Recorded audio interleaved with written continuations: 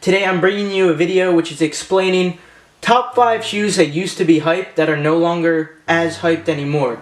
I'm going to explain to you the prices that they used to be at compared to what they're at now. Let's get right into it. Now the first shoe I wanted to talk about was the LeBron 10 Quart. The reason I wanted to talk about this shoe first was because this used to be my favorite shoe. Now the prices after they first released range from anywhere between $600 to $1,000. They're no longer even close to worth that much, however people were paying that much. Now, a year after they released, they were still hyped, and I bought myself a pair for $430. I later grew out of that pair and sold it for $400, losing $30, but it was okay because it was a shoe I loved. I got this shoe back recently, nowhere near the price. I got it used, but here's the price. I got it for $165 shipped. So essentially, after fees, or before fees, before shipping, I paid about $145 for them. For an authentic pair, that is insanity. For a shoe that I paid $400 for and I'm able to get for around $150 right now, that's just ridiculous. This was definitely my favorite shoe back in the day, and it continues to remain one of my favorite shoes. Frankly, I don't really care that it's not hyped anymore. I just love the concept. I love how it's made out of real cork. It's just a really nice, very nice shoe. Next up, we have a fan favorite, which is the LeBron 9 South Beach colorway.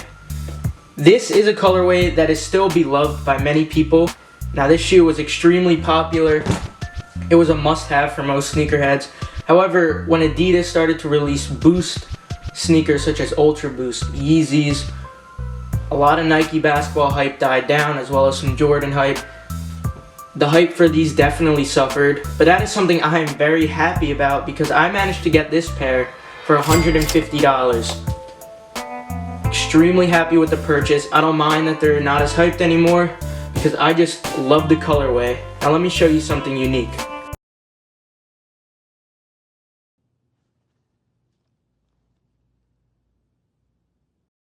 Next up, we have the What the KD 6s. However, this is the only pair of What Does that I have. I did want to mention though that all of the hype on What Does in general has died down. Whether it be the What the LeBron 10s, the 11s, the KD 5s, and then now the 6s and the 7s. They don't have any hype at all. These still maintain a little bit of hype.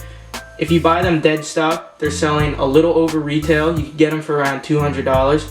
To me, that's a steal because these right here, they used to be worth $400, $300 to $400 brand new, and it was definitely difficult to get a pair for under $300 used. I was very lucky. I was able to get this pair from a Facebook group, Scoop 208's group, for $90 plus shipping. To me, that is an incredible deal, and I'm super grateful that I got it.